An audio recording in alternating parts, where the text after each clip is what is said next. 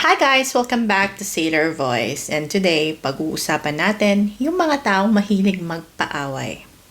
At natutuwa kapag may napapahiya. Kung may naalala ka habang nakikinig, take this as a reminder and not a reaction. May mga tao talagang hindi kayang mabuhay ng tahimik. Kailangan may gulo, kailangan may intriga, kailangan may napapahiya para lang may mapag-usapan.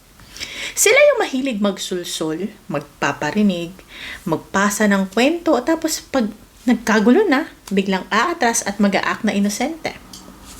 Ang mga taong masaya kapag may napapahiya, may problema sa sarili. Hindi sila masaya sa growth ng iba, hindi sila fulfilled sa buhay nila. Kaya ang kaligayahan nila makitang bumababa ang kapwa. Mahilig magkwento pero kulang sa context. Mahilig mag-trigger ng emotions, mahilig magpanggap na concern. Pero ang goal talaga, drama. At ang masakit, akala nila hindi halata.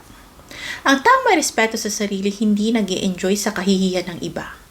Kung natutuwa sila sa gulo, ibig sabihin tahimik ang buhay nila pero magulo ang loob. Hindi mo kailangan pumatol, hindi mo kailangan magpaliwanag, hindi mo kailangan patunayan ang sarili mo. Distance is discipline.